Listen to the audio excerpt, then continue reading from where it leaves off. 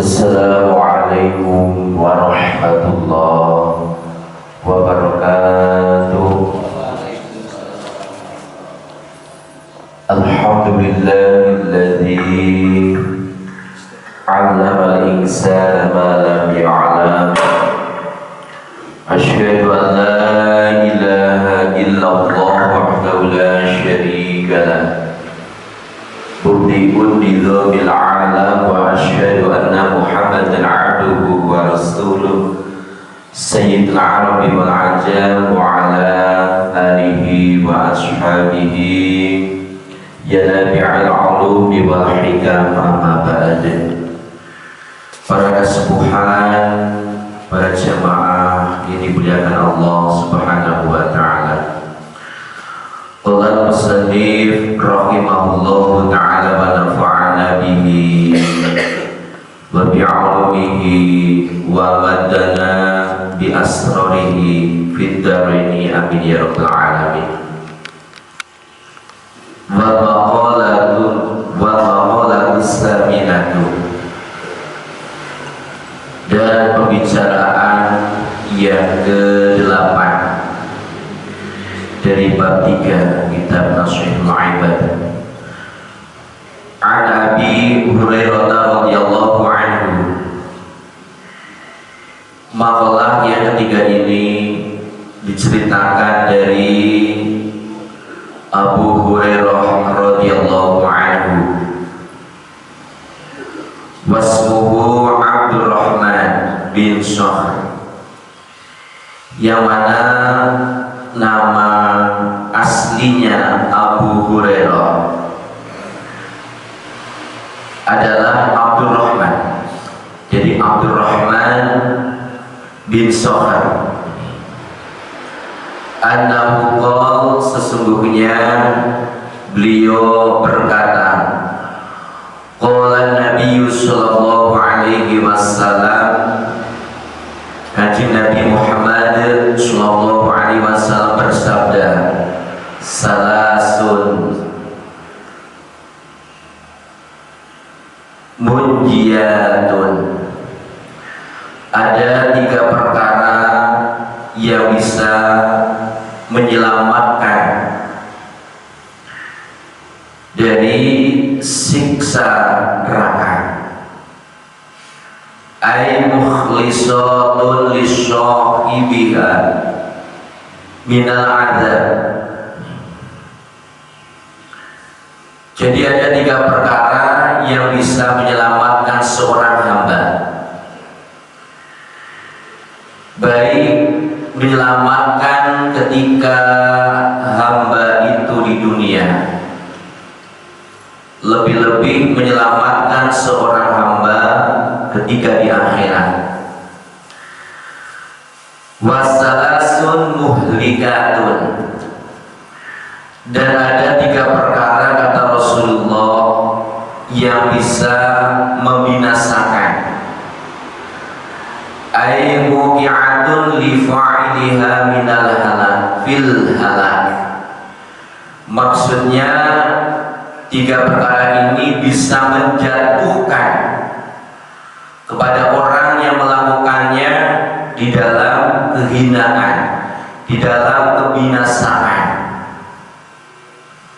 Wasalasun darajatun, dan ada 3 yang bisa mengangkat derajat hamba Allah Subhanahu wa ta'ala. Ay fi manazili, ay manazilun fil akhirah, maksudnya bisa mengangkat derajat seorang hamba di akhirat nanti.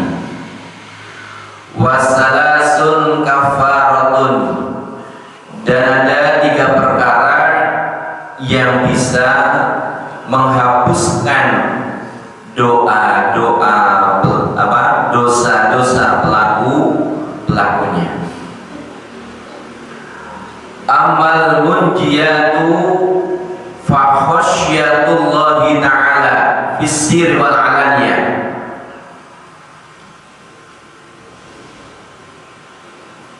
Perkara yang bisa menyelamatkan seorang hamba, menyelamatkan bencana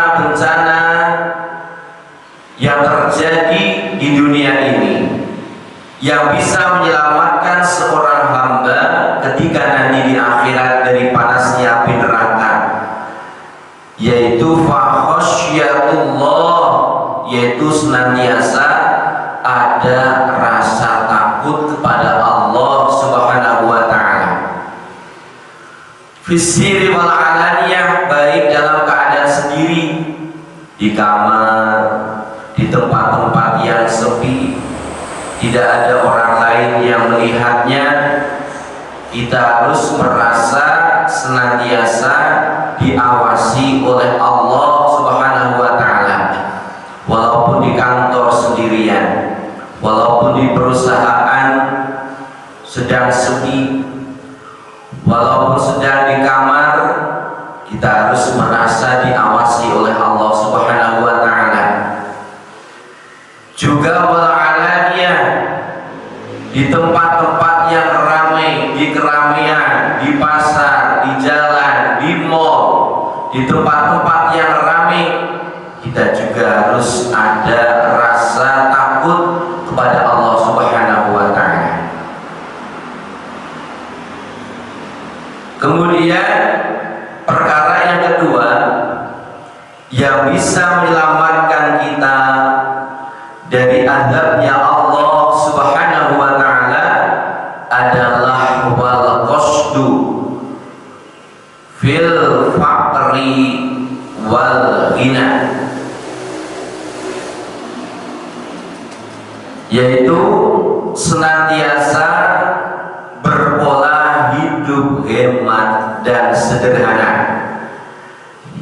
dalam keadaan fakir ataupun dalam keadaan kaya, tidak ada bedanya. Kita harus senantiasa berpola hidup yang hemat. Jangan mentang-mentang ketika air banyak kita menghambur-hamburkan air. Ketika air melimpah, kadang kita minum belum habis sudah ditinggal. Nah, ini jadi kadang di botol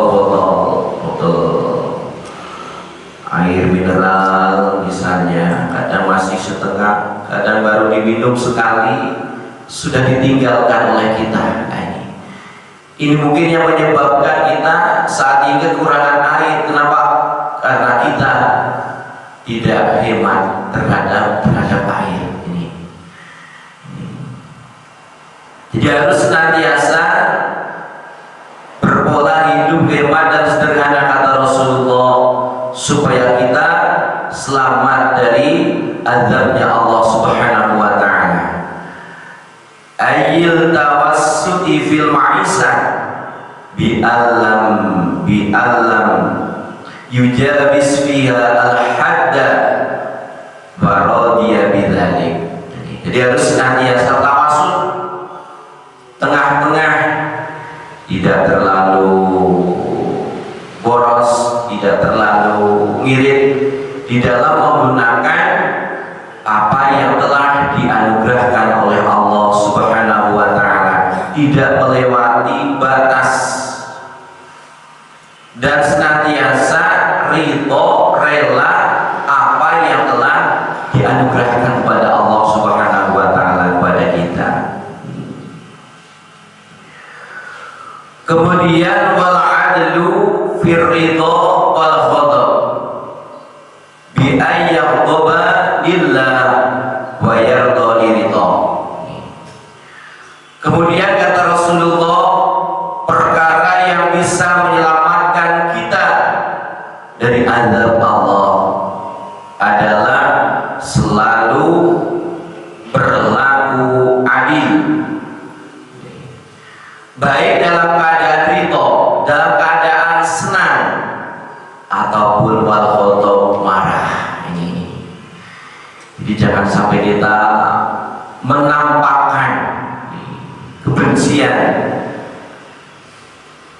ketika kita sedang marah. Kita harus bisa menahan emosi kita. Ketika kita senang pun jangan terlalu senang. Kita harus al-qasdu Jadi selalu berlaku wal adlu, berlaku adil. Nah, dalam keadaan senang ataupun dalam keadaan marah. Wa amal muhlikat fasuhun syadidun.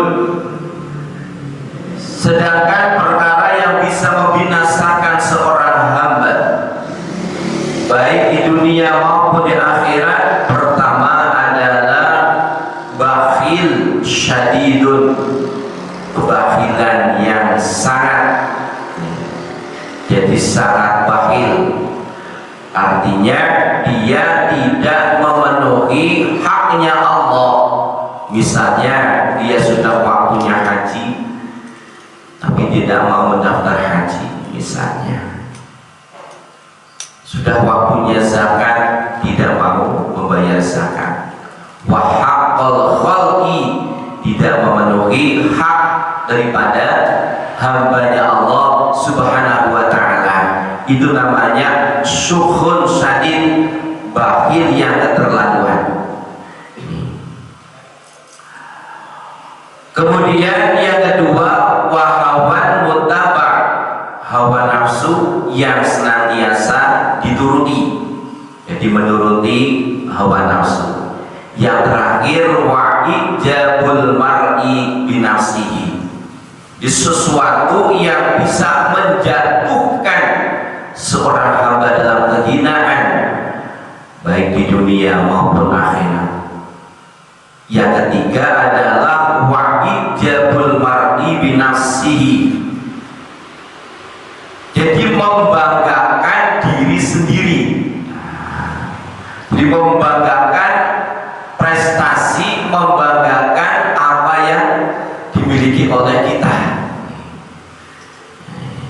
Jadi nadharuhu ilaiha bi'ainil kamal, jadi merasa dirinya itu sempurna, padahal tidak ada manusia yang sempurna. Jadi manusia hidup itu saling melengkapi, ada yang kaya, ada yang miskin, ada yang bodoh, ada juga yang pintar. Ini ada yang suaranya bagus, ada yang tidak bagus, ada yang fasih, ada yang tidak fasih. Semuanya ini melengkapi, saling melengkapi. Jadi yang pandai jangan menghina yang bodoh, karena semuanya sudah ditakdir oleh Allah Subhanahu wa ta'ala. Ma'anis yani nikmatillahi ta'ala wa ma'ala amni min zawaliha. Jadi yang bisa menyebabkan orang itu terjatuh terpuruk ada lupa terhadap nikmat yang telah diberikan oleh Allah Subhanahu wa ta'ala, dan merasa aman dari nikmat yang telah diberikannya, dari nikmat pangkat, nikmat derajat, nikmat harta, nikmat anak, nikmat istri dan lain sebagainya. Semuanya pasti akan sirna dari kehidupan kita.